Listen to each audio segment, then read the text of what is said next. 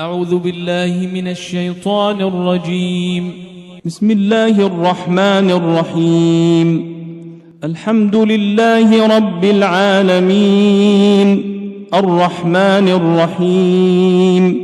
مالك يوم الدين. إياك نعبد وإياك نستعين، اهدنا الصراط المستقيم، صراط الذين أنعمت عليهم غير المغضوب عليهم ولا الضالين. بسم الله الرحمن الرحيم. ألف لام ميم. ذلك الكتاب لا ريب فيه هدى للمتقين الذين يؤمنون بالغيب ويقيمون الصلاة ومما رزقناهم ينفقون والذين يؤمنون بما أنزل إليك وما أنزل من قبلك وبالآخرة هم يوقنون أولئك على هدى من ربهم وأولئك هم المفلحون.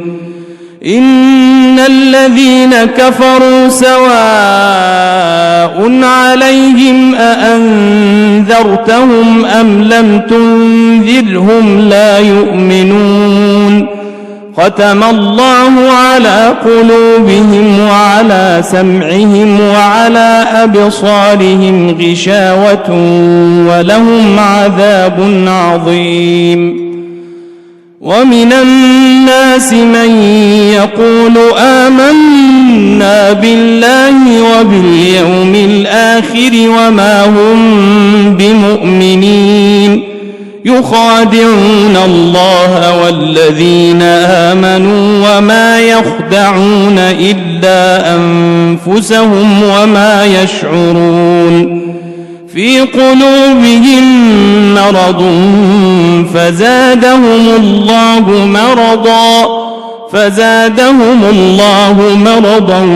ولهم عذاب أليم بما كانوا يكذبون. وإذا قيل لهم لا تفسدوا في الأرض قالوا إنما نحن مصلحون ألا إنهم هم المفسدون ولكن لا يشعرون. وإذا قيل لهم آمنوا كما آمن الناس قالوا أنؤمن كما آمن السفهاء ألا إنهم هم السفهاء ولكن لا يعلمون. وإذا لقوا الذين آمنوا قالوا آمنا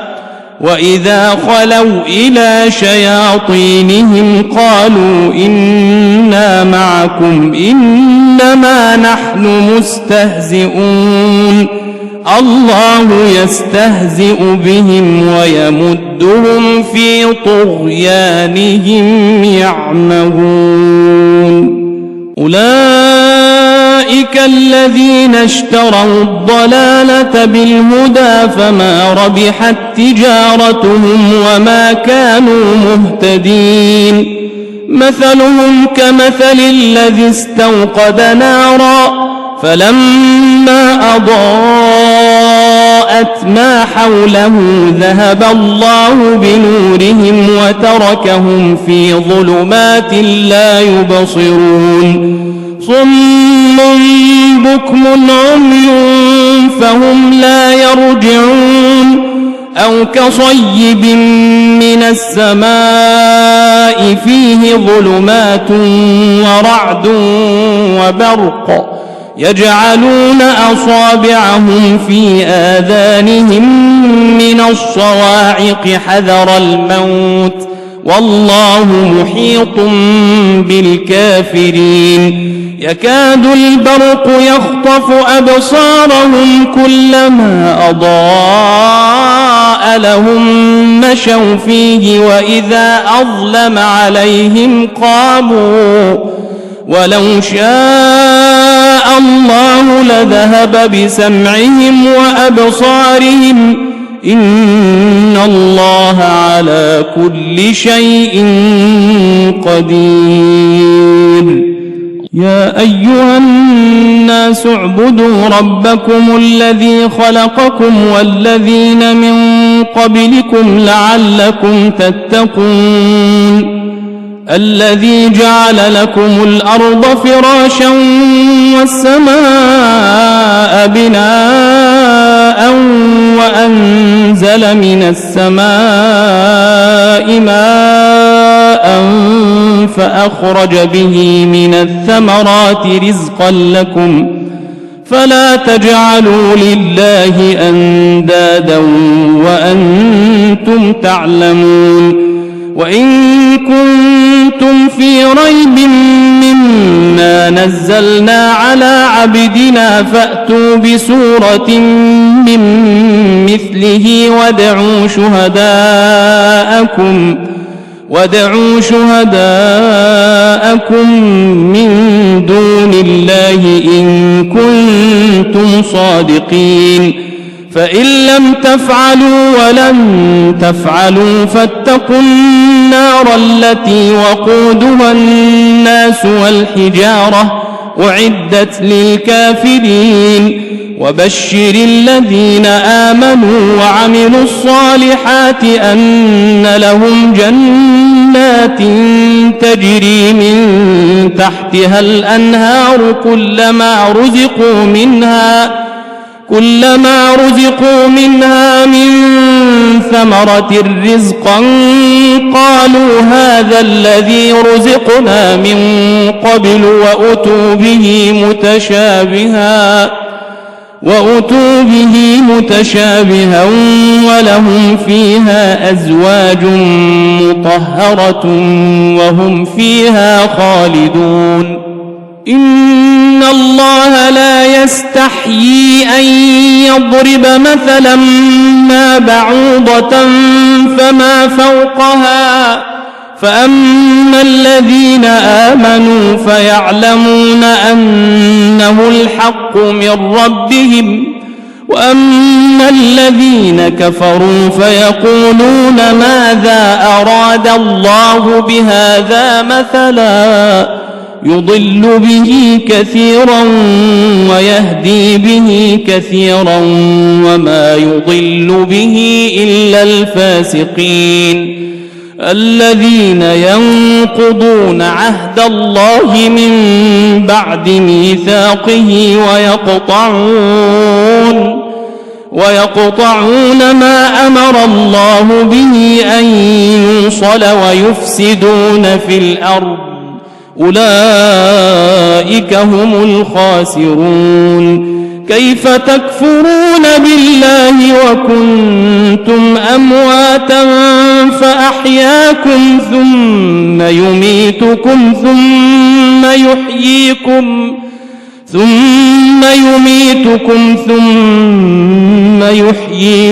ثم إليه ترجعون هو الذي خلق لكم ما في الأرض جميعا ثم استوى إلى السماء فسواهن 7 سماوات وهو بكل شيء عليم وإذ قال ربك للملائكة إني جاعل في الأرض خليفة قالوا أتجعل فيها من يفسد فيها ويسفك الدماء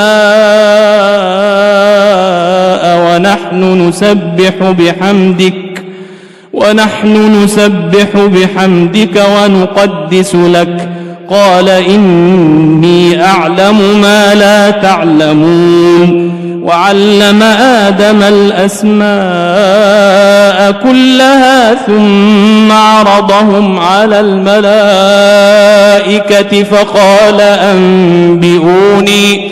فقال أنبئوني بأسماء هؤلاء إن كنتم صادقين قالوا سبحانك لا علم لنا إلا ما علمتنا إنك أنت العليم الحكيم قال يا آدم أنبئهم بأسمائهم فلما أنبأهم بأسمائهم قال ألم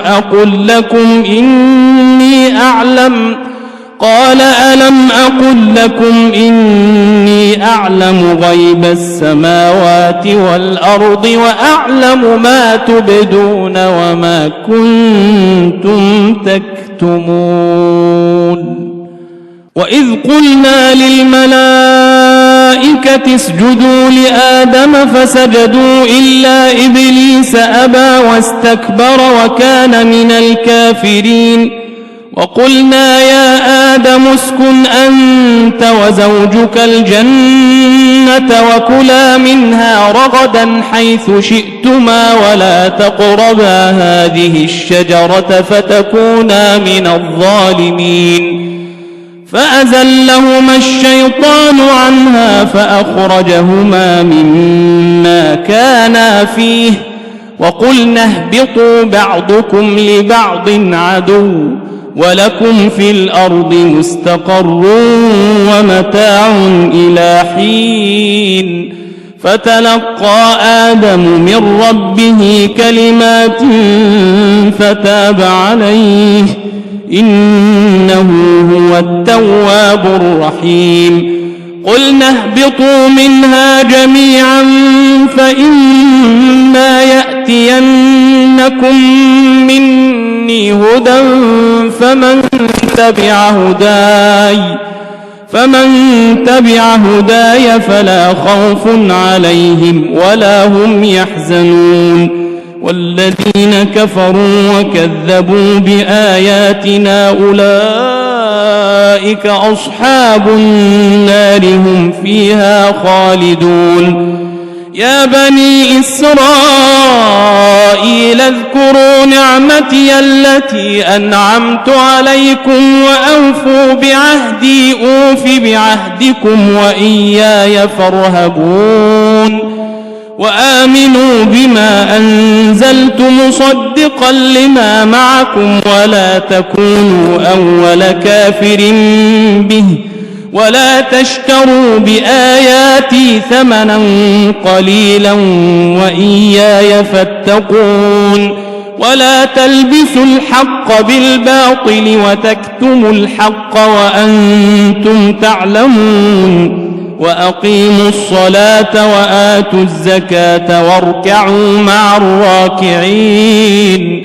أتأمرون الناس بالبر وتنسون أنفسكم وأنتم تتلون الكتاب أفلا تعقلون واستعينوا بالصبر والصلاة وإنها لكبيرة إلا على الخاشعين الذين يظنون أنهم ملاقو ربهم وأنهم إليه راجعون يا بني إسرائيل اذكروا نعمتي التي أنعمت عليكم وأني فضلتكم على العالمين واتقوا يوما لا تجزي نفس عن نفس شيئا ولا يقبل منها شفاعة ولا يؤخذ منها عدل ولا هم ينصرون وإذ نجيناكم من آل فرعون يسومونكم سوء سوء العذاب يذبحون أبناءكم ويستحيون نساءكم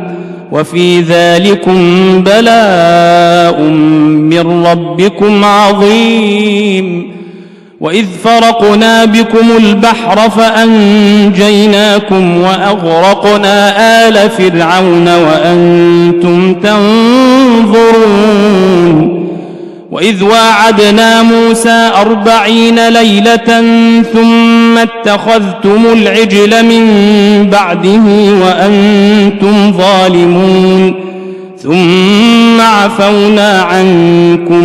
من بعد ذلك لعلكم تشكرون. وإذ آتينا موسى الكتاب والفرقان لعلكم تهتدون. وإذ قال موسى لقومه يا قوم إنكم ظلمتم أنفسكم باتخاذكم العجل فتوبوا إلى بارئكم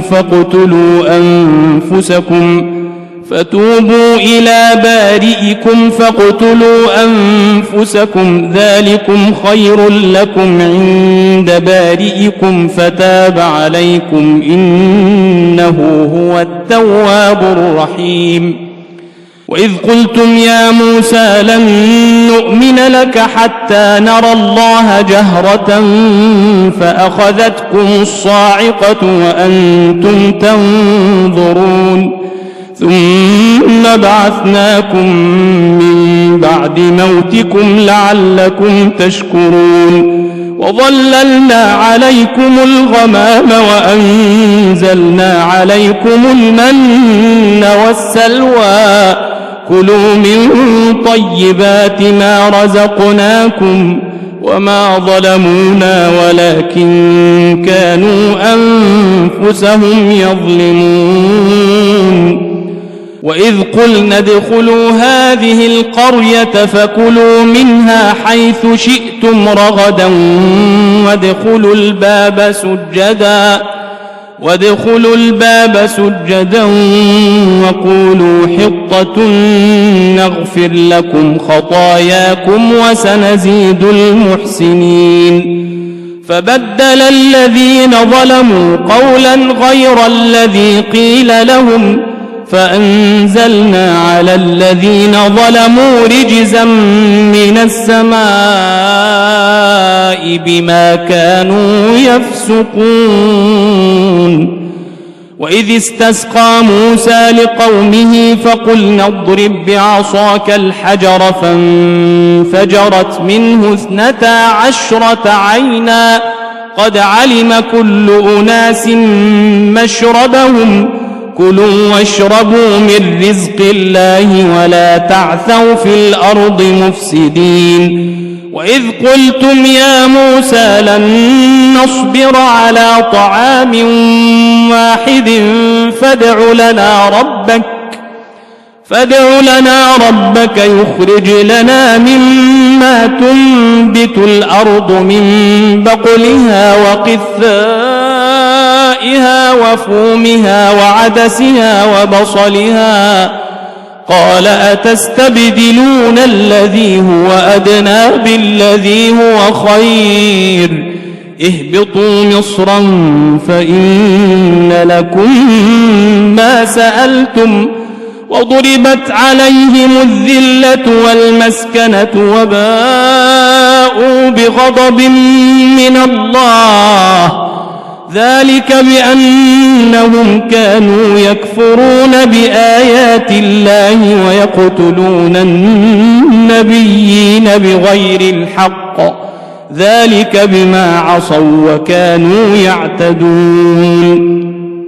إن الذين آمنوا والذين هادوا والنصارى والصابئين من آمن بالله واليوم الآخر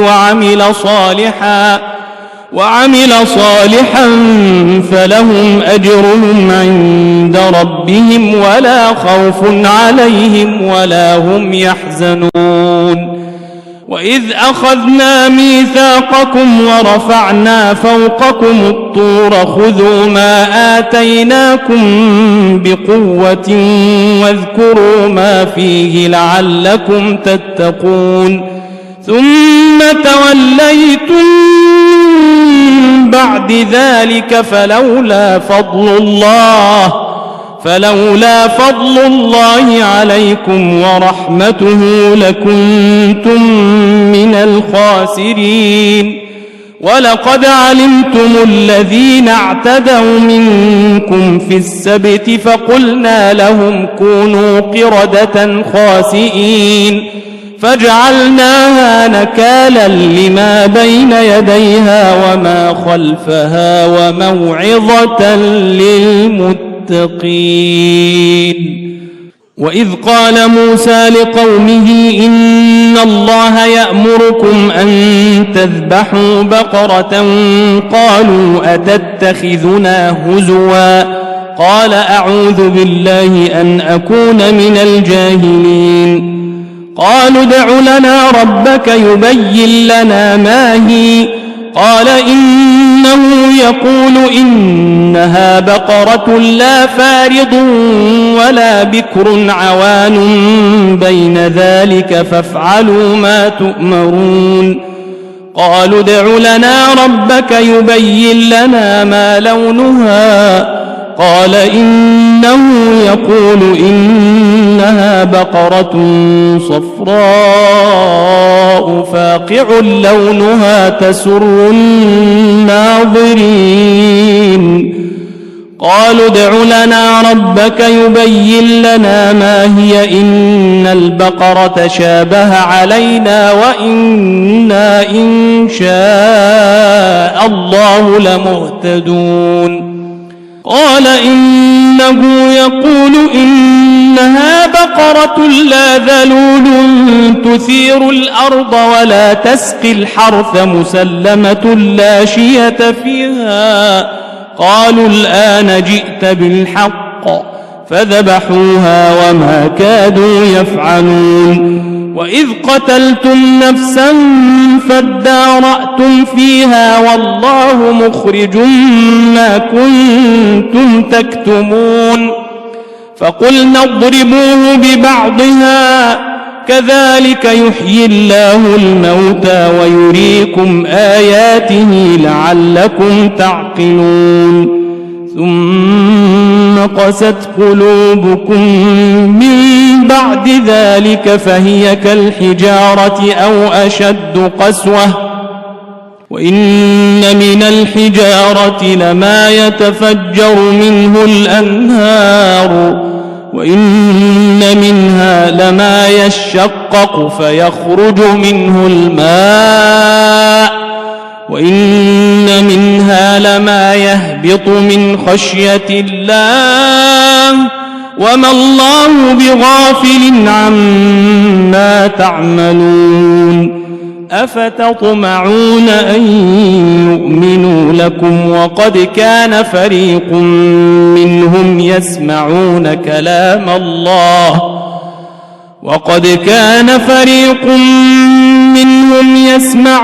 كلام الله ثم يحرفونه من بعد ما عقلوه وهم يعلمون وإذا لقوا الذين آمنوا قالوا آمنا وإذا خلا بعضهم إلى بعض قالوا أتحدثونهم بما فتح الله عليكم ليحاجوكم به عند ربكم أفلا تعقلون أولا يعلمون أن الله يعلم ما يسرون وما يعلنون ومنهم أميون لا يعلمون الكتاب إلا أماني وإن هم إلا يظنون فويل للذين يكتبون الكتاب بأيديهم ثم يقولون هذا من عند الله الله ليشتروا به ثمنا قليلا فويل لهم مما كتبت أيديهم وويل لهم مما يكسبون وقالوا لن تمسنا النار إلا أياما معدودة قل أتخذتم عند الله عهدا فلن يخلف الله عهده أم تقولون على الله ما لا تعلمون بلى من كسب سيئة وأحاطت به خطيئته فأولئك أصحاب النار هم فيها خالدون والذين آمنوا وعملوا الصالحات أولئك أصحاب الجنة هم فيها خالدون وإذ أخذنا ميثاق بني إسرائيل لا تعبدون إلا الله وبالوالدين إحسانا وذي القربى واليتامى والمساكين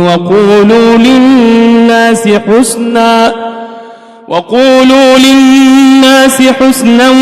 وأقيموا الصلاة وآتوا الزكاة ثم توليتم إلا قليلا منكم وأنتم معرضون وإذ أخذنا ميثاقكم لا تسفكون دماءكم ولا تخرجون أنفسكم من دياركم ثم أقررتم وأنتم تشهدون ثم أنتم هؤلاء تقتلون أنفسكم وتخرجون فريقا منكم من ديارهم تظاهرون عليهم بالإثم والعدوان وإن يأتوكم أسارى تفادوهم وهو محرم عليكم إخراجهم أفتؤمنون ببعض الكتاب وتكفرون ببعض فما جزاء من يفعل ذلك منكم إلا خزي في الحياة الدنيا ويوم القيامة يردون إلى أشد العذاب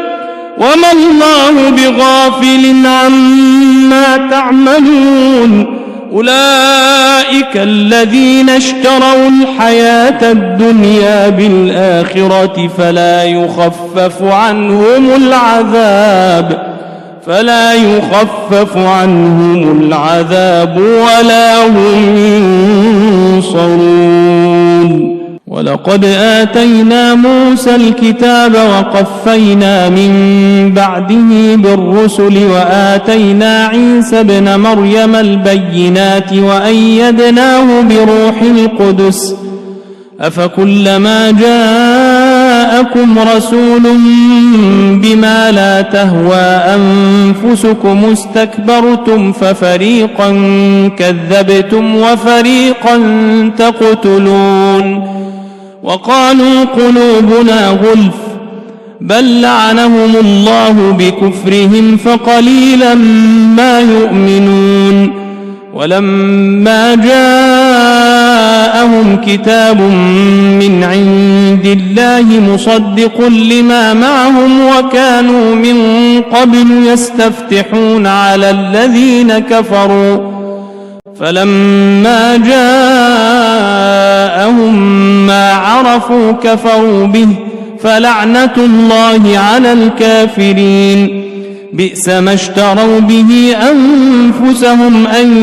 يكفروا بما أنزل الله بغيا أن ينزل الله من فضله على من يشاء من عباده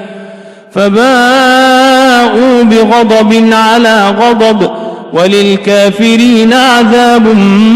مهين. وإذا قيل لهم آمنوا بما أنزل الله قالوا نؤمن بما أنزل علينا ويكفرون بما وراءه وهو الحق مصدقا لما معهم. قل فلم تقتلون أنبياء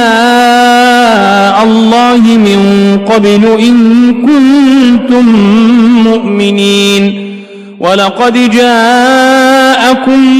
موسى بالبينات ثم اتخذتم العجل من بعده وأنتم ظالمون. وإذ أخذنا ميثاقكم ورفعنا فوقكم الطور خذوا ما آتيناكم بقوة واسمعوا قالوا سمعنا وعصينا وأشربوا في قلوبهم العجل بكفرهم قل بئس ما يأمركم به إيمانكم إن كنتم مؤمنين. قل إن كانت لكم الدار الآخرة عند الله خالصة من دون الناس فتمنوا الموت إن كنتم صادقين ولن يتمنوه أبدا بما قدمت أيديهم والله عليم بالظالمين. ولتجدنهم أحرص الناس على حياة ومن الذين أشركوا يود أحدهم لو يعمر 1000 سنة وما هو بمزحزحه من العذاب أن يعمر والله بصير بما يعملون. قل من كان عدوا لجبريل فإنه نزله على قلبك بإذن الله مصدقا لما بين يديه وهدى وبشرى للمؤمنين. من كان عدوا لله وملائكته ورسله وجبريل وميكال فإن الله عدو للكافرين. ولقد أنزلنا إليك آيات بينات وما يكفر بها إلا الفاسقون. أوكلما عاهدوا عهدا نبذه فريق منهم بل أكثرهم لا يؤمنون. ولما جاءهم رسول من عند الله مصدق لما معهم نبذ فريق من الذين أوتوا الكتاب كتاب الله وراء ظهورهم كأنهم لا يعلمون. واتبعوا ما تتلو الشياطين على ملك سليمان وما كفر سليمان ولكن الشياطين كفروا يعلمون الناس السحر وما أنزل على الملكين ببابل هاروت وماروت وما يعلمان من أحد حتى يقولا إنما نحن فتنة فلا تكفر فيتعلمون منهما ما يفرقون به بين المرء وزوجه وما هم بضارين به من أحد إلا بإذن الله ويتعلمون ما يضرهم ولا ينفعهم ولقد علموا لمن اشتراه ما له في الآخرة من خلاق ولبئس ما شروا به أنفسهم لو كانوا يعلمون ولو أنهم آمنوا واتقوا لمثوبة من عند الله خير لو كانوا يعلمون. يا أيها الذين آمنوا لا تقولوا راعنا وقولوا انظرنا واسمعوا وللكافرين عذاب أليم. ما يود الذين كفروا من أهل الكتاب ولا المشركين أن ينزل عليكم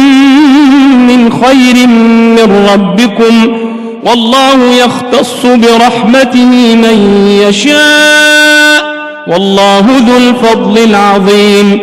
ما ننسخ من آية أو ننسها نأت بخير منها أو مثلها ألم تعلم أن الله على كل شيء قدير ألم تعلم أن الله له ملك السماوات والأرض وما لكم من دون الله من ولي ولا نصير أم تريدون أن تسألوا رسولكم كما سئل موسى من قبل ومن يتبدل الكفر بالإيمان فقد ضل سواء السبيل ود كثير من أهل الكتاب لو يردونكم من بعد إيمانكم كفارا حسدا من عند أنفسهم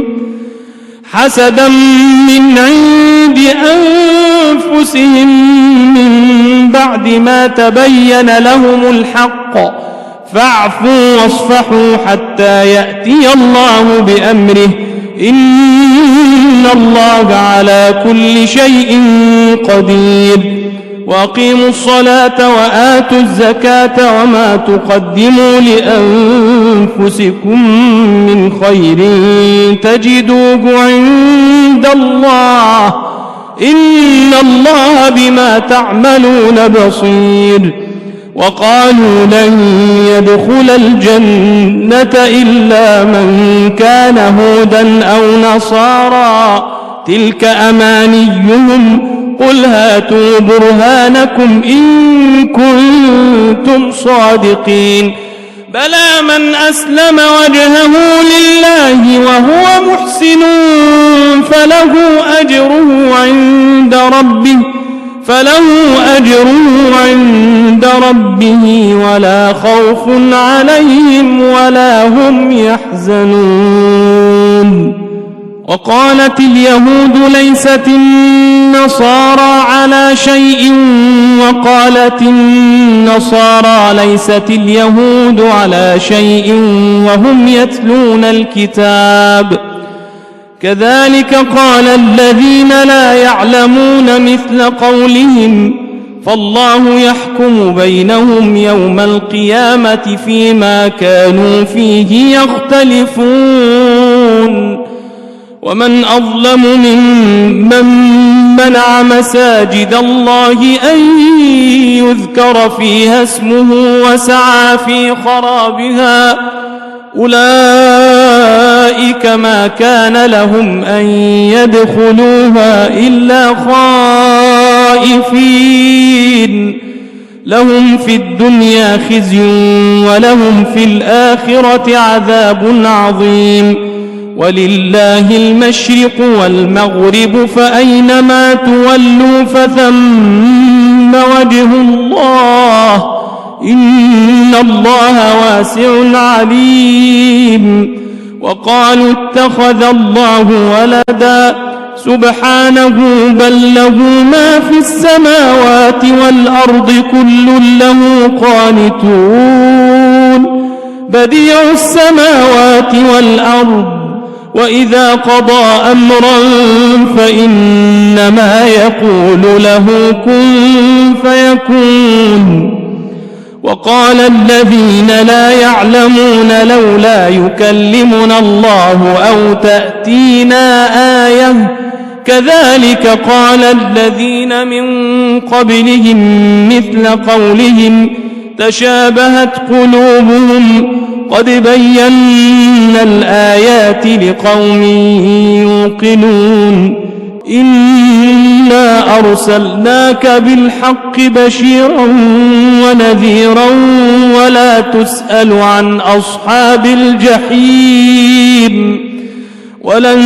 ترضى عنك اليهود ولا النصارى حتى تتبع ملتهم قل إن هدى الله هو الهدى ولئن اتبعت أهواءهم بعد الذي جاءك من العلم ما لك من الله من ولي ولا نصير الذين آتيناهم الكتاب يتلونه حق تلاوته أولئك يؤمنون به ومن يكفر به فأولئك هم الخاسرون يا بني إسرائيل اذكروا نعمتي التي أنعمت عليكم وأني فضلتكم على العالمين واتقوا يوما لا تجزي نفس عن نفس شيئا ولا يقبل منها عدل ولا تنفعها شفاعة ولا هم ينصرون وإذ ابتلى إبراهيم ربه بكلمات فأتمهن قال إني جاعلك للناس إماما قال ومن ذريتي قال لا ينال عهد الظالمين وإذ جعلنا البيت مثابة للناس وأمنا واتخذوا من مقام إبراهيم مصلى وعهدنا إلى إبراهيم وإسماعيل أن طهرا بيتي للطائفين والعاكفين والركع السجود وإذ قال إبراهيم رب اجعل هذا بلدا آمنا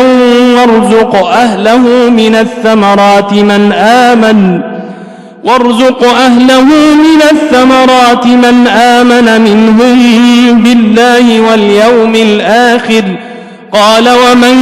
كفر فأمتعه قليلا ثم أضطره إلى عذاب النار وبئس المصير وإذ يرفع إبراهيم القواعد من البيت وإسماعيل ربنا تقبل منا إنك أنت السميع العليم ربنا واجعلنا مسلمين لك ومن ذريتنا أمة مسلمة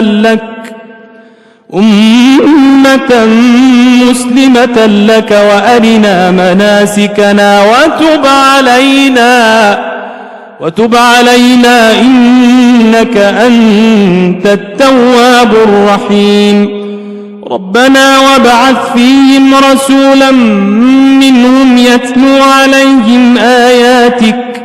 يتلو عليهم آياتك ويعلمهم الكتاب والحكمة ويزكيهم إنك أنت العزيز الحكيم ومن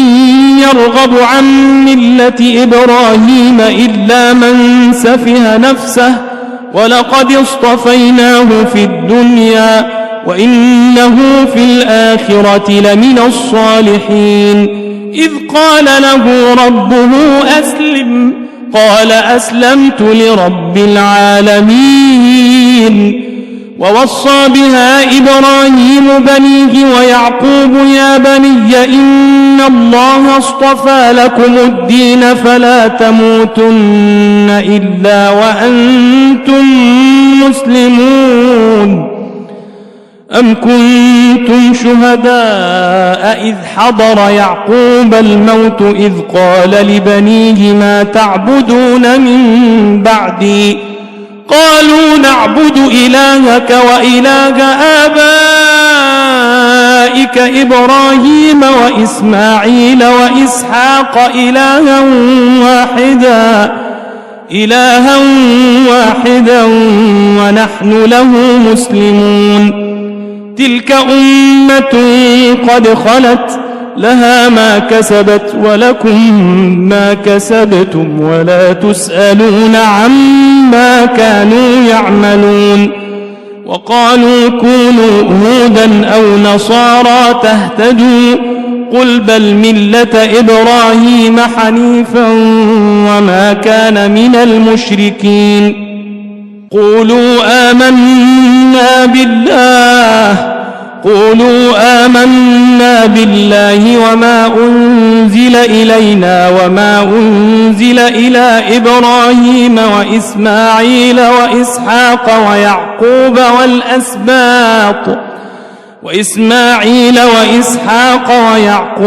والأسباط وما أوتي موسى وعيسى وما أوتي النبيون من ربهم لا نفرق بين أحد منهم ونحن له مسلمون. فإن آمنوا بمثل ما آمنتم به فقد اهتدوا وإن تولوا فإنما هم في شقاق فسيكفيكهم الله وهو السميع العليم. صبغة الله ومن أحسن من الله صبغة ونحن له عابدون. قل أتحاجوننا في الله وهو ربنا وربكم ولنا أعمالنا ولكم أعمالكم ونحن له مخلصون. أم تقولون إن إبراهيم وإسماعيل وإسحاق ويعقوب والأسباط كانوا هودا أو نصارى قل أأنتم أعلم أم الله ومن أظلم ممن كتم شهادة عنده من الله وما الله بغافل عما تعملون. تلك أمة قد خلت لها ما كسبت ولكم ما كسبتم ولا تسألون عما كانوا يعملون. سيقول السفهاء من الناس ما ولاهم عن قبلتهم التي كانوا عليها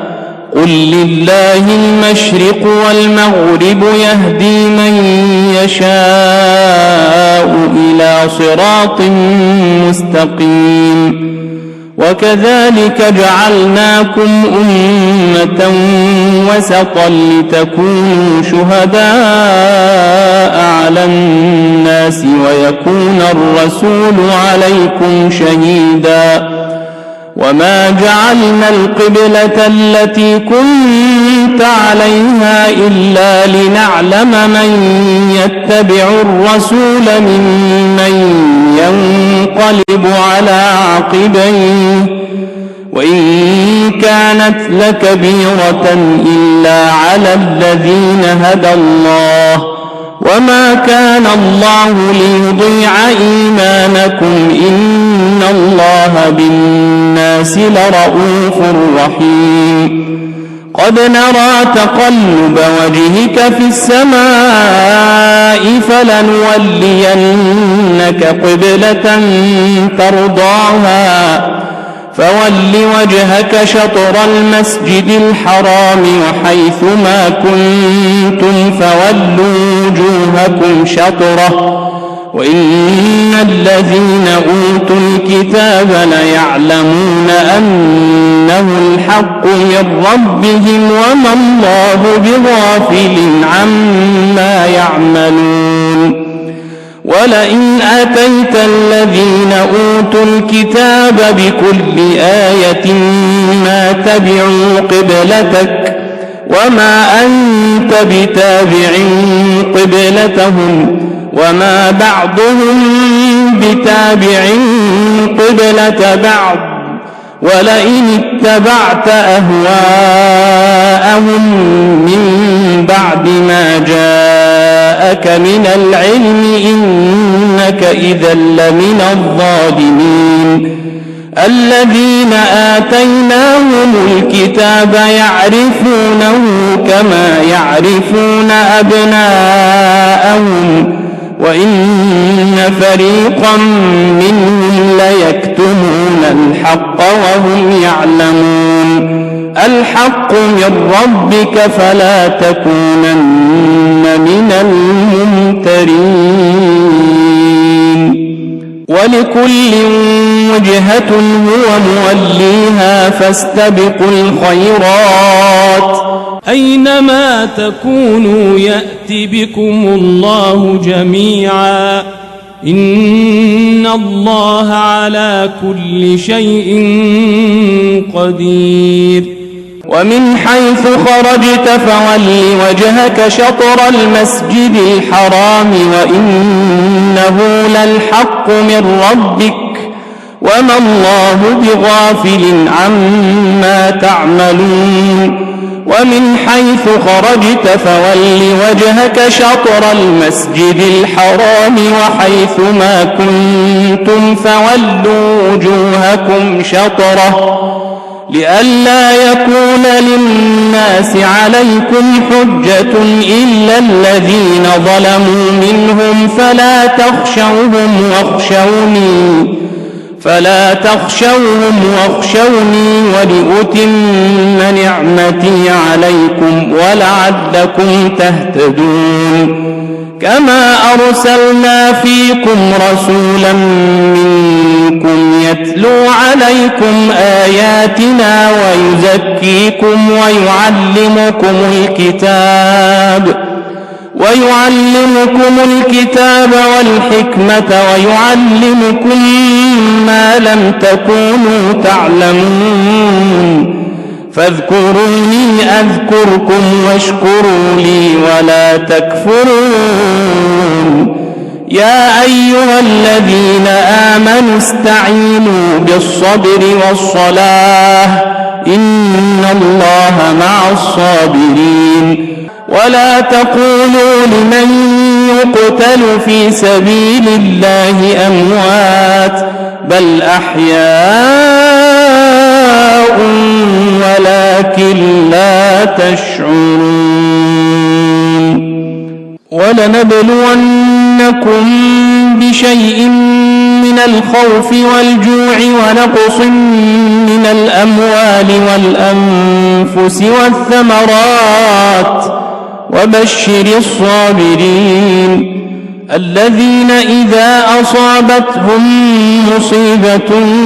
قالوا إنا لله وإنا إليه راجعون أولئك عليهم صلوات من ربهم ورحمة وأولئك هم المهتدون إن الصفا والمروة من شعائر الله فمن حج البيت أو اعتمر فلا جناح عليه أن يطوف بهما ومن تطوع خيرا فإن الله شاكر عليم إن الذين يكتمون ما أنزلنا من البينات والهدى من بعد ما بيناه للناس في الكتاب أولئك يلعنهم الله ويلعنهم اللاعنون إلا الذين تابوا وأصلحوا وبينوا فأولئك أتوب عليهم وأنا التواب الرحيم إن الذين كفروا وماتوا وهم كفار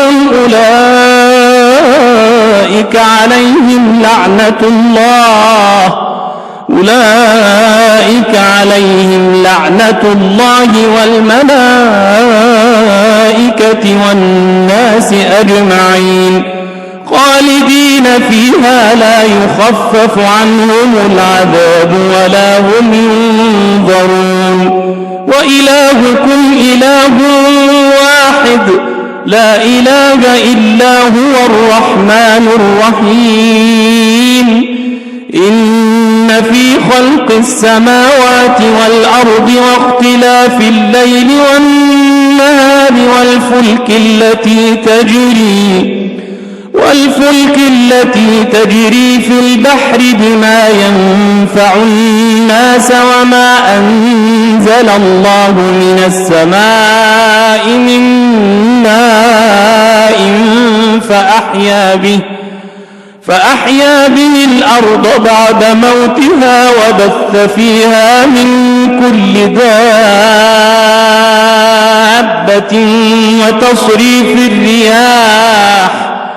وتصريف الرياح والسحاب المسخر بين السماء والأرض لآيات لقوم يعقلون ومن الناس من يتخذ من دون الله أندادا يحبونهم كحب الله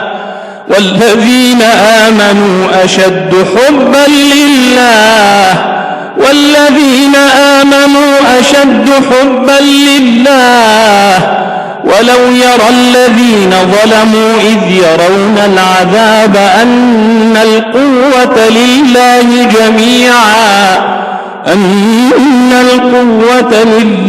جميعا وأن الله شديد العذاب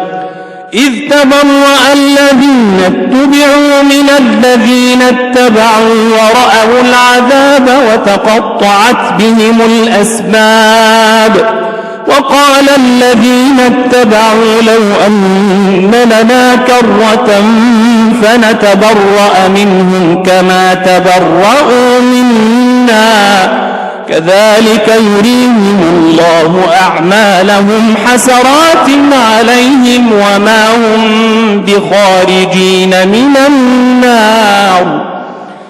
يا أيها الناس كلوا مما في الأرض حلالا طيبا ولا تتبعوا خطوات الشيطان إنه لكم عدو مبين إنما يأمركم بالسوء والفحشاء وأن تقولوا على الله ما لا تعلمون وإذا قيل لهم اتبعوا ما أنزل الله قالوا بل نتبع ما ألفينا عليه آباءنا أولو كان آباؤهم لا يعقلون شيئا ولا يهتدون ومثل الذين كفروا كمثل الذي ينعق بما لا يسمع إلا دعاء ونداء صم بكم عمي فهم لا يعقلون يا أيها الذين آمنوا كلوا من طيبات ما رزقناكم واشكروا لله إن كنتم إياه تعبدون إنما حرم عليكم الميتة والدم ولحم الخنزير وما أهل به لغير الله فمن اضطر غير باغ ولا عاد فلا إثم عليه إن الله غفور رحيم إن الذين يكتمون ما أنزل الله من الكتاب ويشترون به ثمنا قليلا أولئك ما يأكلون في بطونهم إلا النار ولا يكلمهم الله يوم القيامة ولا يزكيهم ولهم عذاب أليم أولئك الذين اشتروا الضلالة بالهدى والعذاب بالمغفرة فما أصبرهم على النار ذلك بأن الله نزل الكتاب بالحق وإن الذين اختلفوا في الكتاب لفي شقاق بعيد ليس البر أن تولوا وجوهكم قبل المشرق والمغرب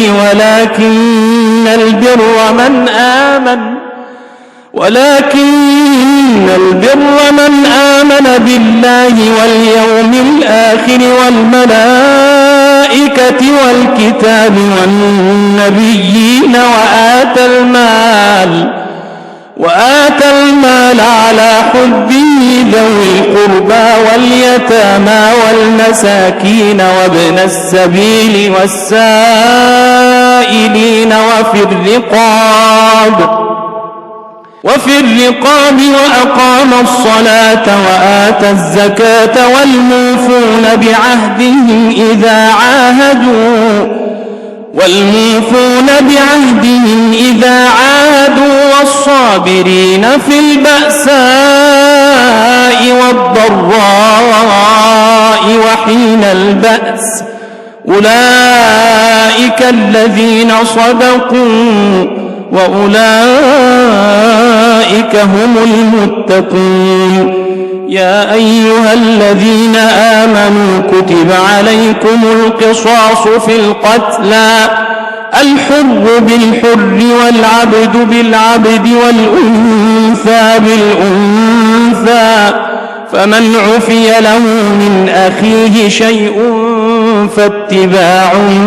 بالمعروف وأداء إليه بإحسان ذلك تخفيف من ربكم ورحمة فمن اعتدى بعد ذلك فله عذاب أليم ولكم في القصاص حياة يا أولي الألباب لعلكم تتقون كتب عليكم إذا حضر أحدكم الموت إن ترك خيرا الوصية للوالدين والأقربين بالمعروف حقا على المتقين فمن بدله بعدما سمعه فإنما إثمه على الذين يبدلونه إن الله سميع عليم فمن خاف من موص جنفا أو إثما فأصلح بينهم فلا إثم عليه إن الله غفور رحيم يا أيها الذين آمنوا كتب عليكم الصيام كما كتب على الذين من قبلكم لعلكم تتقون أياما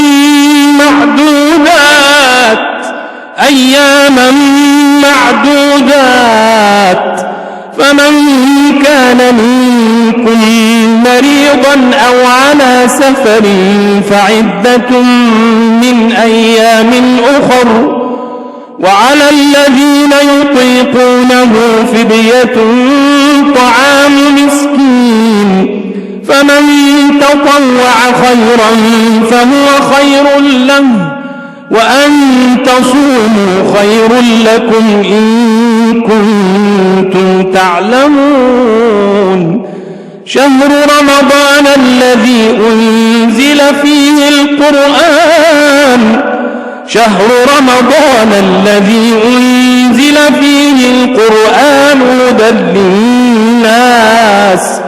هدى للناس وبينات من الهدى والفرقان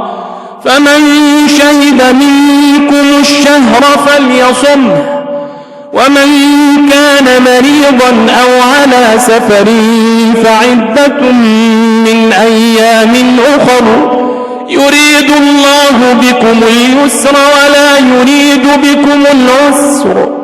ولا يريد بكم العسر ولتكملوا العدة ولتكبروا الله على ما هداكم ولعلكم تشكرون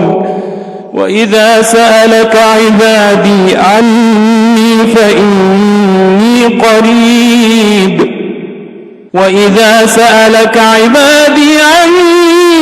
فإني قريب أجيب دعوة الداع إذا دعان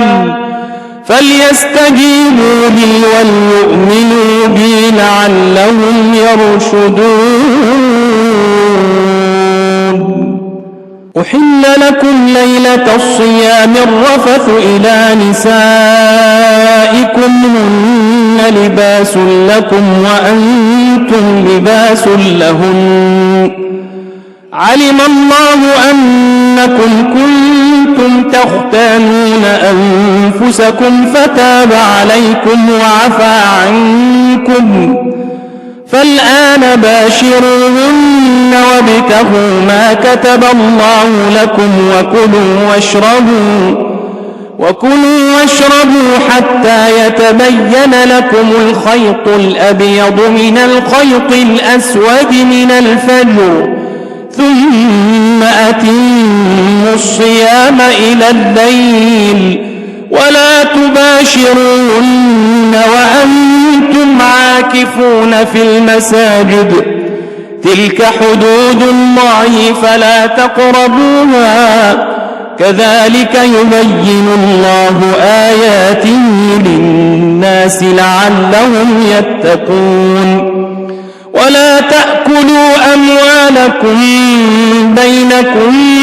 بالباطل وتدلوا بها إلى الحكام لتأكلوا فريقا من أموال الناس بالإثم وأنتم تعلمون. يسألونك عن الأهلة قل هي مواقيت للناس والحج وليس البر بأن تأتوا البيوت من ظهورها ولكن البر من اتقى وأتوا البيوت من أبوابها واتقوا الله لعلكم تفلحون. وقاتلوا في سبيل الله الذين يقاتلونكم ولا تعتدوا إن الله لا يحب المعتدين. واقتلوهم حيث ثقفتموهم وأخرجوهم من حيث أخرجوكم والفتنة أشد من القتل ولا تقاتلوهم عند المسجد الحرام حتى يقاتلوكم فيه فإن قاتلوكم فاقتلوهم كذلك جزاء الكافرين. فإن انتهوا فإن الله غفور رحيم. وقاتلوهم حتى لا تكون فتنة ويكون الدين لله فإن انتهوا فلا عدوان إلا على الظالمين. الشهر الحرام بالشهر الحرام والحرمات قصاص فمن اعتدى عليكم فاعتدوا عليه بمثل ما اعتدى عليكم واتقوا الله واعلموا أن الله مع المتقين. وأنفقوا في سبيل الله ولا تلقوا بأيديكم إلى التهلكة وأحسنوا إن الله يحب المحسنين. وأتموا الحج والعمرة لله فإن أحصرتم فما استيسر من الهدي ولا تحلقوا رؤوسكم حتى يبلغ الهدي محله فمن كان منكم مريضا أو به أذى من رأسه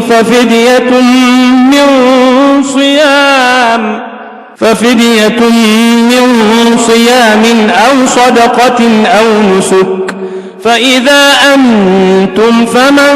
تمتع بالعمرة إلى الحج فما استيسر من الهدي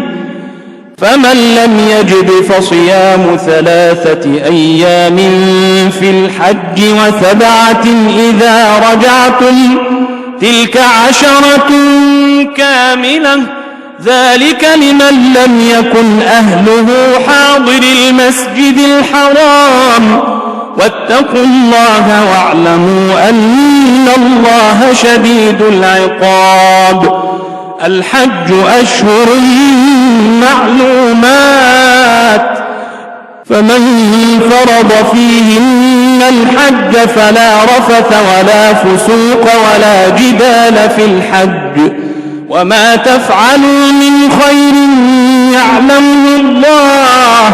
وتزودوا فإن خير الزاد التقوى واتقون يا أولي الألباب.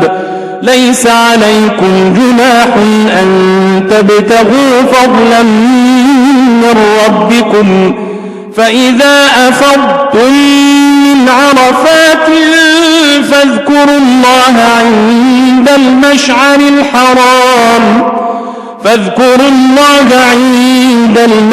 الحرام واذكروه كما هداكم وإن كنتم من قبله لمن الضالين. ثم أفيضوا من حيث أفاض الناس واستغفروا الله إن الله غفور رحيم. فإذا قضيتم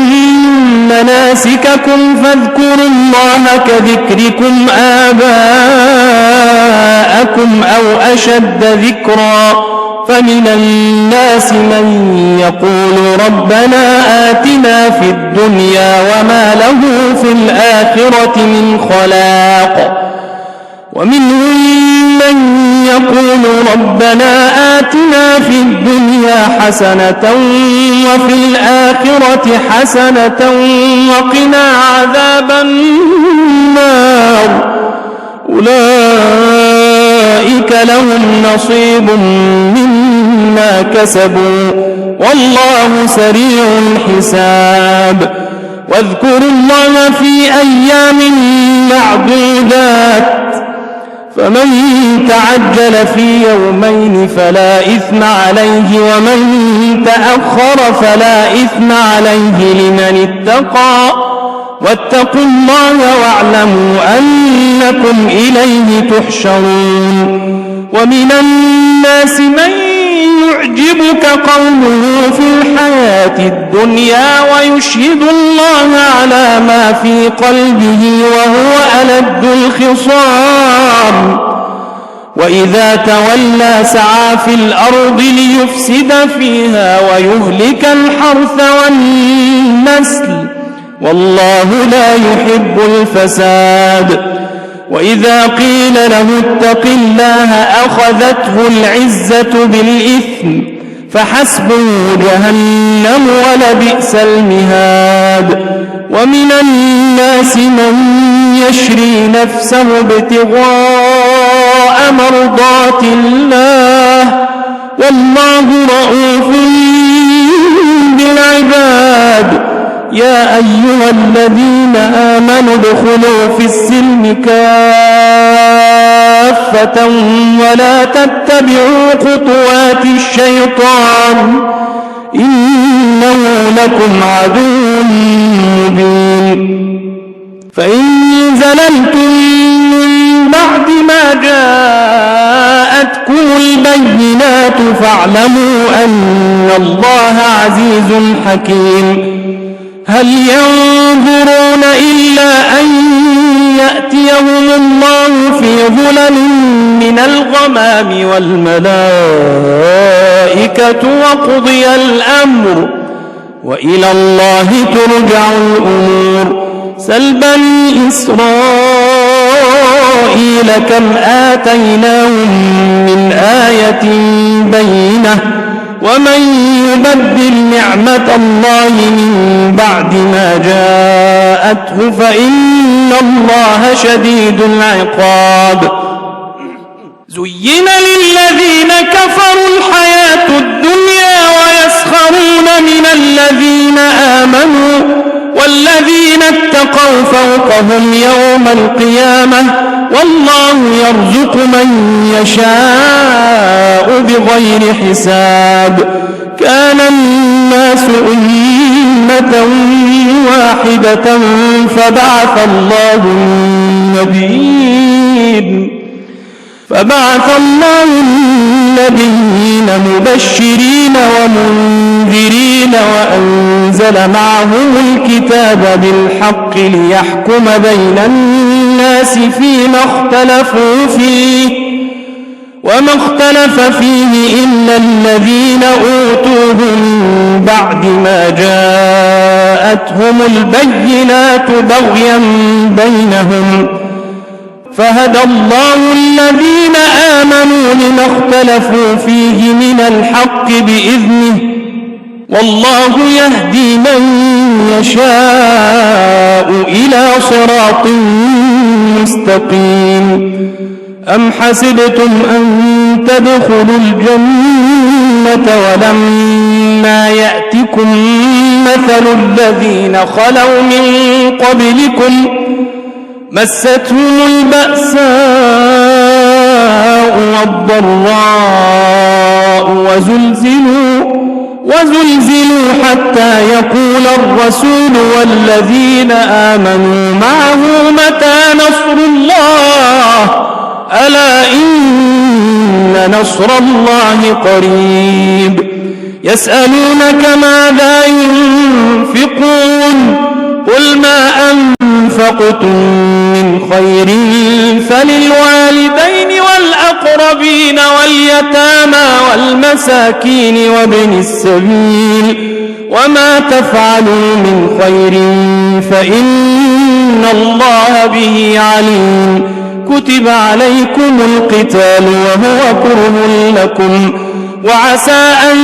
تكرهوا شيئا وهو خير لكم وعسى أن تحبوا شيئا وهو شر لكم والله يعلم وأنتم لا تعلمون يسألونك عن الشهر الحرام قتال فيه قل قتال فيه كبير وصد عن سبيل الله وكفر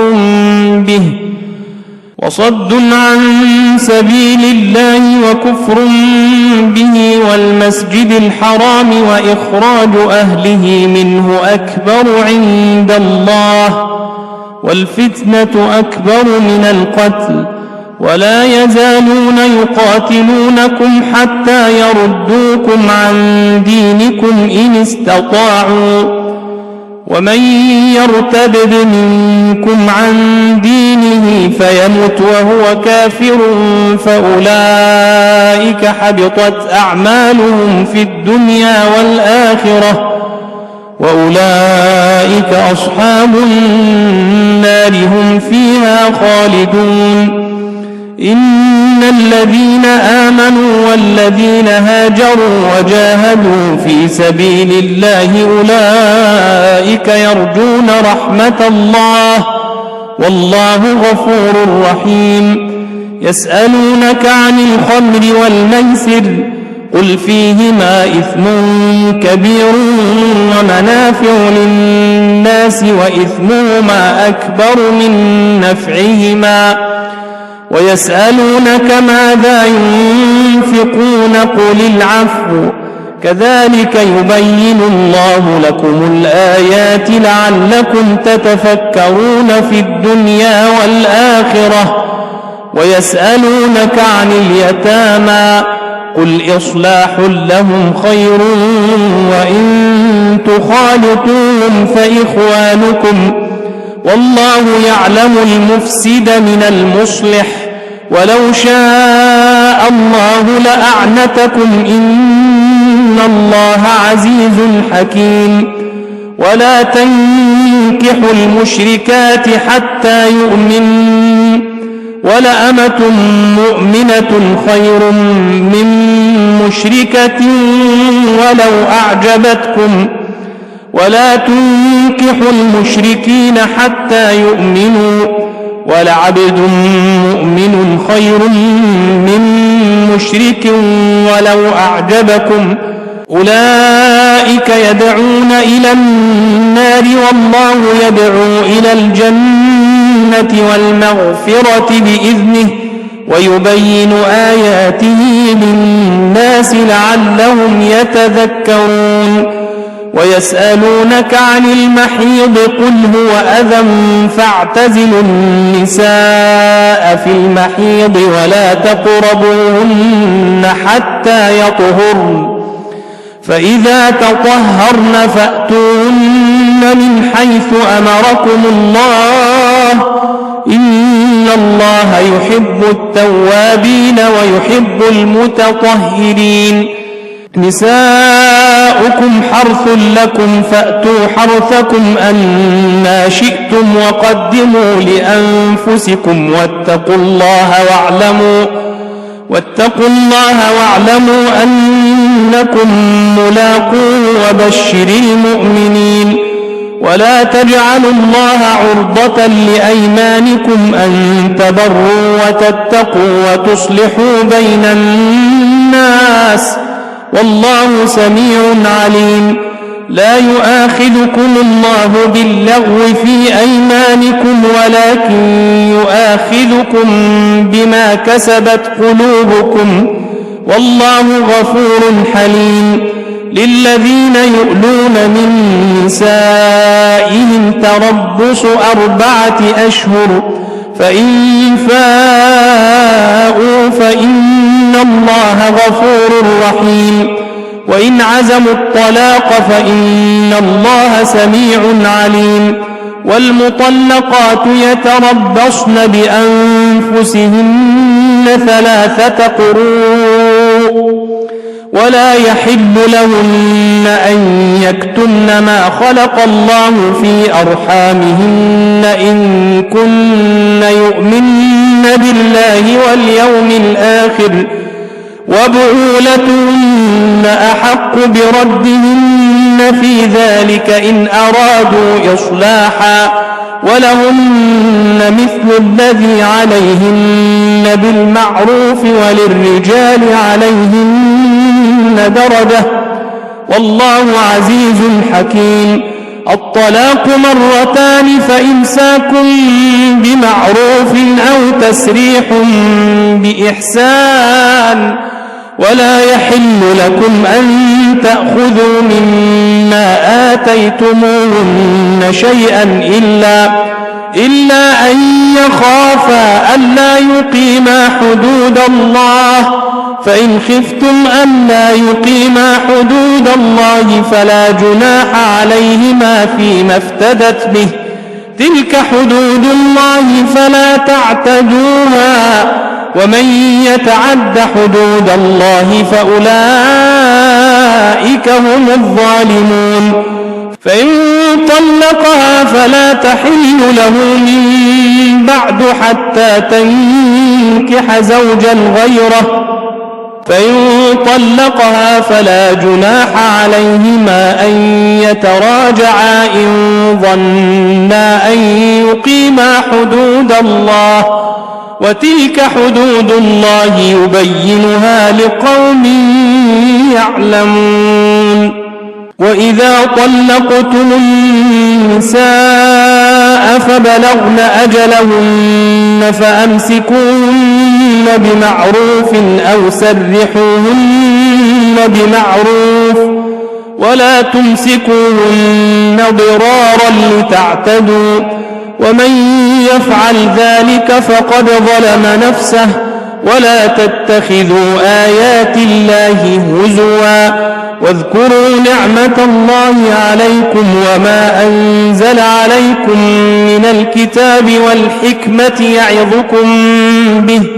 واتقوا الله واعلموا أن الله بكل شيء عليم وإذا طلقتم النساء فبلغن أجلهن فلا تعضلوهن أن ينكحن أزواجهن إذا تراضوا بينهم بالمعروف ذلك يوعظ به من كان منكم يؤمن بالله بالله واليوم الآخر ذلكم أزكى لكم وأطهر والله يعلم وأنتم لا تعلمون والوالدات يرضعن أولادهن حولين كاملين لمن أراد أن يتم الرضاعة وعلى المولود له رزقهن وكسوتهن بالمعروف لا تكلف نفس إلا وسعها لا تضار والدة بولدها ولا مولود له بولده وعلى الوارث مثل ذلك فإن أرادا فصالا عن تراض منهما وتشاور فلا جناح عليهما وإن أردتم أن تسترضعوا أولادكم فلا جناح عليكم إذا سلمتم ما آتيتم بالمعروف واتقوا الله واعلموا أن الله بما تعملون بصير والذين يتوفون منكم ويذرون أزواجا يتربصن بأنفسهن 4 أشهر وعشرا فإذا بلغن أجلهن فلا جناح عليكم فيما فعلن في أنفسهن بالمعروف والله بما تعملون خبير ولا جناح عليكم فيما عرضتم به من خطبة النساء أو أكننتم في أنفسكم علم الله أنكم ستذكرونهن ولكن لا تواعدوهن سرا إلا أن تقولوا قولا معروفا ولا تعزموا عقدة النكاح حتى يبلغ الكتاب أجله واعلموا أن الله يعلم ما في أنفسكم فاحذروه واعلموا أن الله غفور حليم لا جناح عليكم إن طلقتم النساء ما لم تمسوهن أو تفرضوا لهن فريضة ومتعوهن على الموسع قدره وعلى المقتر قدره متاعا بالمعروف حقا على المحسنين وإن طلقتموهن من قبل أن تمسوهن وقد فرضتم لهن فريضة فنصف ما فرضتم إلا أن يعفون أو يعفو الذي بيده عقدة النكاح وأن تعفوا أقرب للتقوى ولا تنسوا الفضل بينكم إن الله بما تعملون بصير حافظوا على الصلوات والصلاة الوسطى وقوموا لله قانتين فإن خفتم فرجالا أو ركبانا فإذا أمنتم فاذكروا الله كما علمكم ما لم تكونوا تعلمون والذين يتوفون منكم ويذرون أزواجا وصية لأزواجهم متاعا إلى الحول غير إخراج فإن خرجن فلا جناح عليكم فيما فعلن في أنفسهن من معروف والله عزيز حكيم وللمطلقات متاع بالمعروف حقا على المتقين كذلك يبين الله لكم آياته لعلكم تعقلون ألم تر إلى الذين خرجوا من ديارهم وهم ألوف حذر الموت فقال لهم الله موتوا ثم أحياهم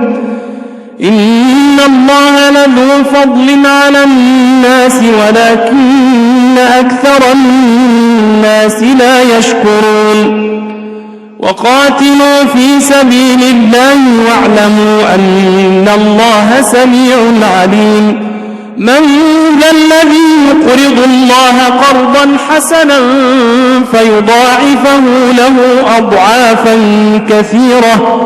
والله يقبض ويبسط وإليه ترجعون ألم تر إلى الملأ من بني إسرائيل من بعد موسى إذ قالوا لنبي لهم ابعث لنا ملكا نقاتل في سبيل الله قال هل عسيتم إن كتب عليكم القتال ألا تقاتلوا قالوا وما لنا ألا نقاتل في سبيل الله وقد أخرجنا من ديارنا وأبنائنا فلما كتب عليهم القتال تولوا إلا قليلا منهم والله عليم بالظالمين وقال لهم نبيهم إن الله قد بعث لكم طالوت ملكا قالوا أنى يكون له الملك علينا ونحن أحق بالملك منه ولم يؤت سعة من المال قال إن الله اصطفاه عليكم وزاده بسطة في العلم والجسم والله يؤتي ملكه من يشاء والله واسع عليم وقال لهم نبيهم إن آية ملكه أن يأتيكم التابوت فيه سكينة من ربكم وبقية مما ترك آل موسى وآل هارون تحمله الملائكة إن في ذلك لآية لكم إن كنتم مؤمنين فلما فصل طالوت بالجنود قال إن الله مبتليكم بنهر فمن شرب منه فليس مني ومن لم يطعمه فإنه مني إلا من اغترف غرفة بيده فشربوا منه إلا قليلا منهم فلما جاوزه هو والذين آمنوا معه قالوا لا طاقة لنا اليوم بجالوت وجنوده قال الذين يظنون أنهم ملاقوا الله كم من فئة قليلة غلبت فئة كثيرة بإذن الله والله مع الصابرين ولما برزوا لجالوت وجنوده قالوا ربنا أفرغ علينا صبرا وثبت أقدامنا وانصرنا على القوم الكافرين فهزموهم بإذن الله وقتل داود جالوت وآتاه الله الملك والحكمة وعلمه مما يشاء ولولا دفع الله الناس بعضهم ببعض لفسدت الأرض ولكن الله ذو فضل على العالمين تلك آيات الله نتلوها عليك بالحق وإنك لمن المرسلين تلك الرسل فضلنا بعضهم على بعض منهم من كلم الله ورفع بعضهم درجات وآتينا عيسى ابن مريم البينات وأيدناه بروح القدس ولو شاء الله ما اقتتل الذين من بعدهم من بعد ما جاءتهم البينات ولكن اختلفوا فمنهم من آمن ومنهم من كفر ولو شاء الله ما اقتتلوا ولكن الله يفعل ما يريد. يا أيها الذين آمنوا أنفقوا مما رزقناكم من قبل أن يأتي يوم لا بيع فيه ولا خلة ولا شفاعة والكافرون هم الظالمون. الله لا إله إلا هو الحي القيوم لا تأخذه سنة ولا نوم له ما في السماوات وما في الأرض من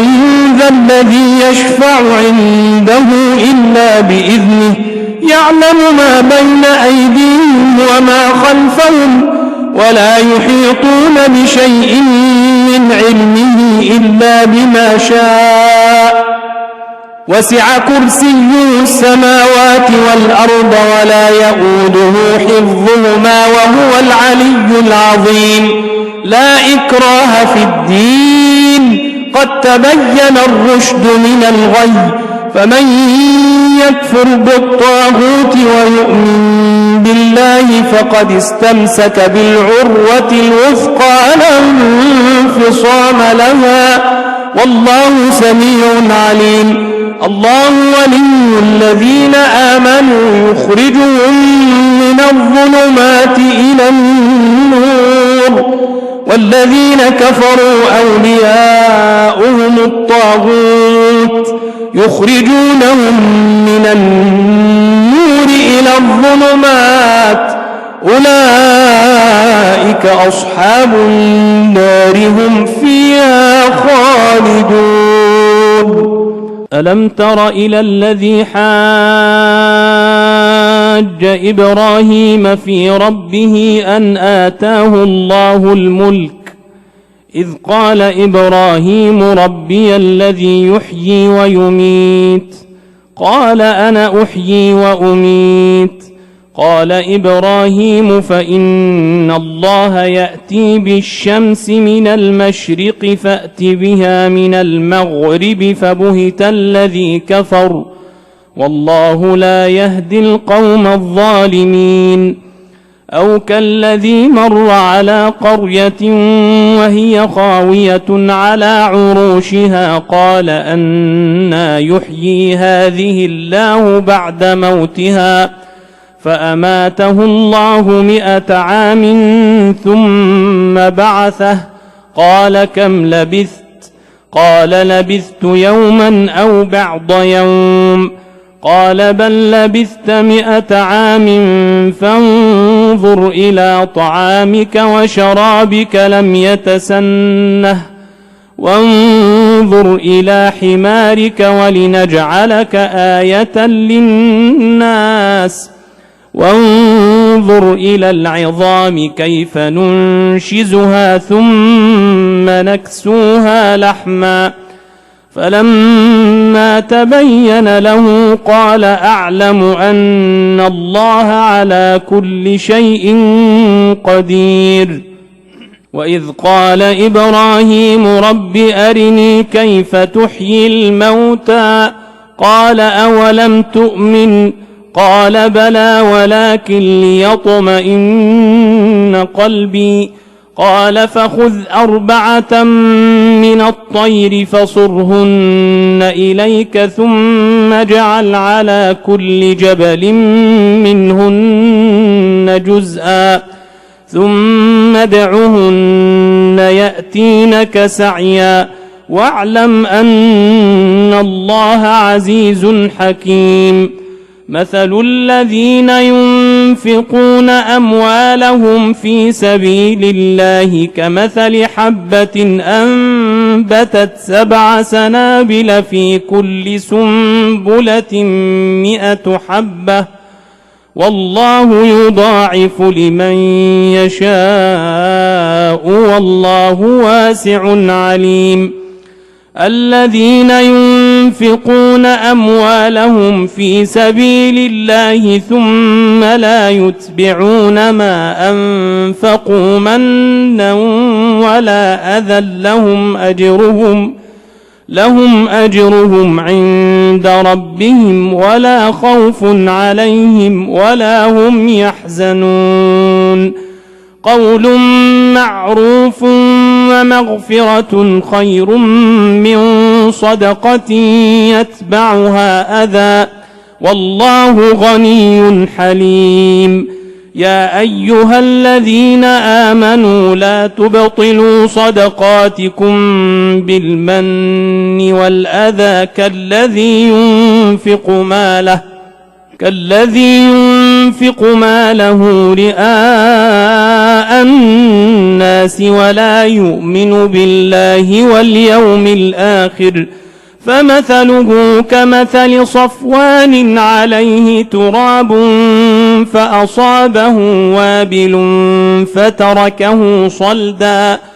فتركه صلدا لا يقدرون على شيء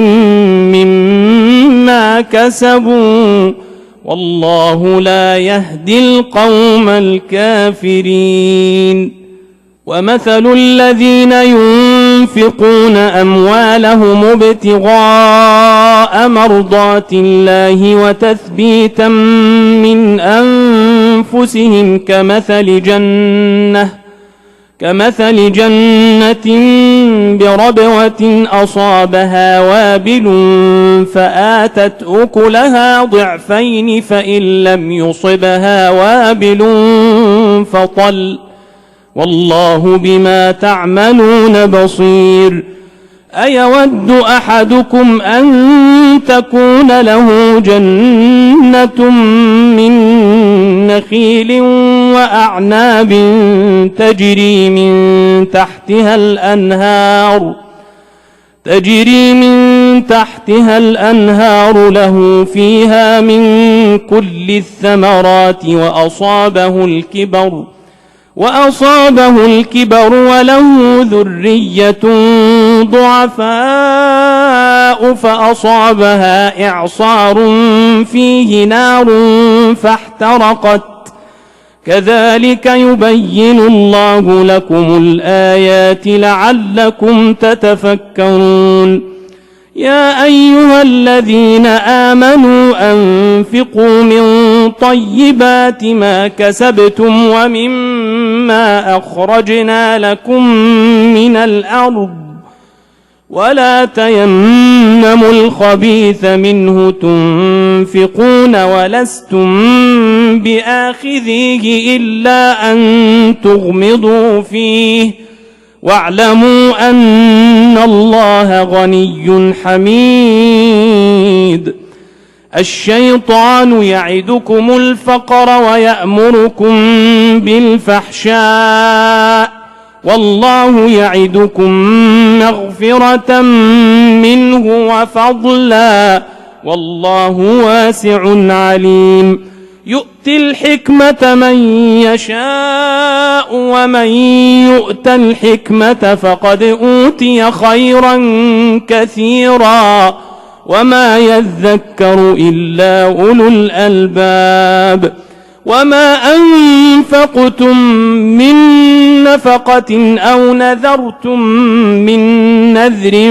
فإن الله يعلمه وما للظالمين من أنصار. إن تبدوا الصدقات فنعما هي وإن تخفوها وتؤتوها الفقراء فهو خير لكم ويكفر عنكم من سيئاتكم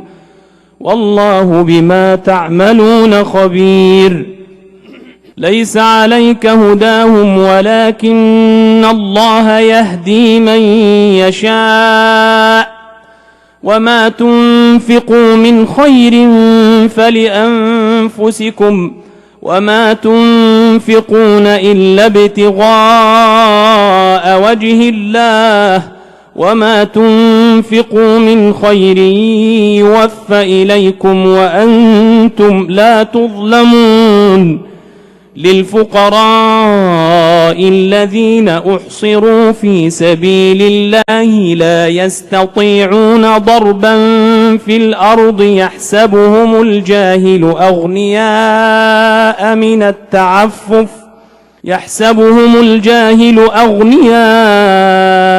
من التعفف تعرفهم بسيماهم لا يسألون الناس إلحافا وما تنفقوا من خير فإن الله به عليم الذين ينفقون أموالهم بالليل والنهار سرا وعلانية فلهم أجرهم عند ربهم ولا خوف عليهم ولا هم يحزنون الذين يأكلون الربا لا يقومون إلا كما يقوم الذي يتخبطه الشيطان من المس ذلك بأنهم قالوا إنما البيع مثل الربا وأحل الله البيع وحرم الربا فمن جاءه موعظة من ربه فانتهى فله ما سلف وأمره إلى الله ومن عاد فأولئك أصحاب النار هم فيها خالدون يمحق الله الربا ويربي الصدقات والله لا يحب كل كفار أثيم إن الذين آمنوا وعملوا الصالحات وأقاموا الصلاة وآتوا الزكاة لهم أجرهم عند ربهم ولا خوف عليهم ولا هم يحزنون يا أيها الذين آمنوا اتقوا الله وذروا ما بقي من الربا إن كنتم مؤمنين فإن لم تفعلوا فأذنوا بحرب من الله ورسوله وإن تبتم فلكم رؤوس أموالكم لا تظلمون ولا تظلمون وإن كان ذو عسرة فنظرة إلى ميسرة وأن تصدقوا خير لكم إن كنتم تعلمون واتقوا يوما ترجعون فيه إلى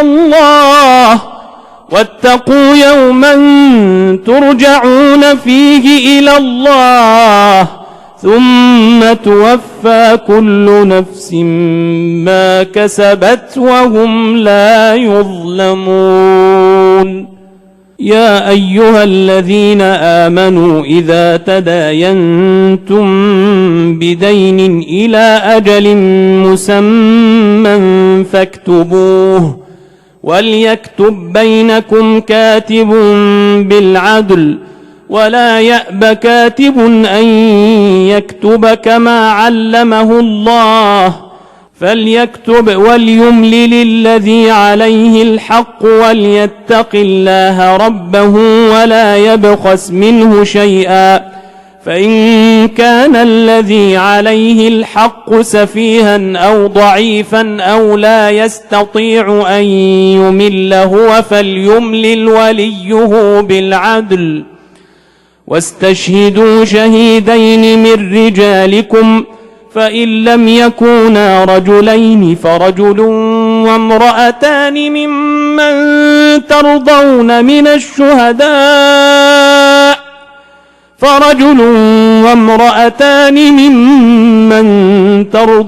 من الشهداء أن تضل إحداهما فتذكر إحداهما الأخرى ولا يأبى الشهداء إذا ما دعوا ولا تسأموا أن تكتبوه صغيرا أو كبيرا إلى أجله ذلكم أقسط عند الله وأقوم للشهادة وأدنى ألا ترتابوا إلا أن تكون تجارة حاضرة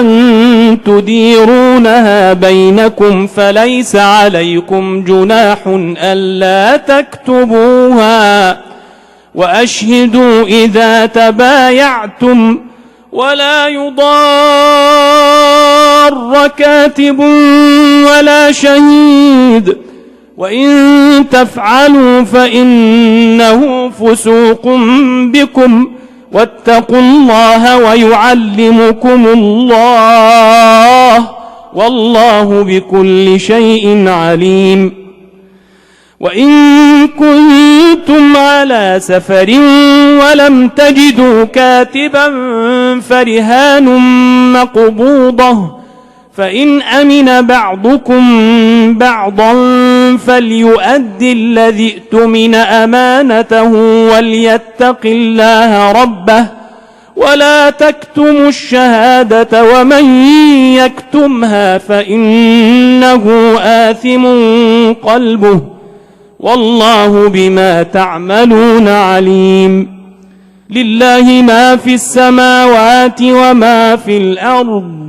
وإن تبدوا ما في أنفسكم أو تخفوه يحاسبكم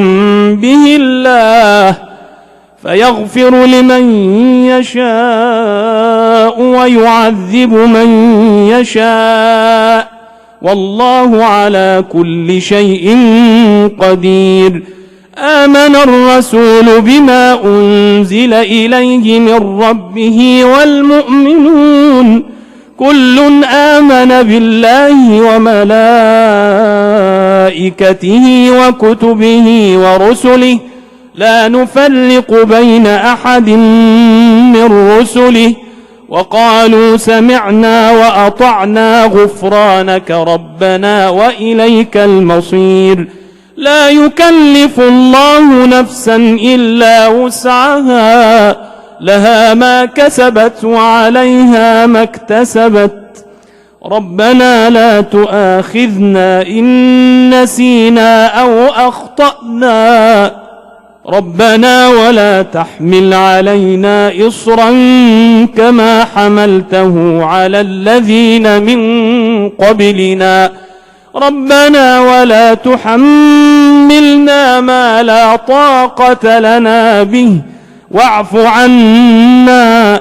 واعف عنا واغفر لنا وارحمنا أنت مولانا فانصرنا على القوم الكافرين.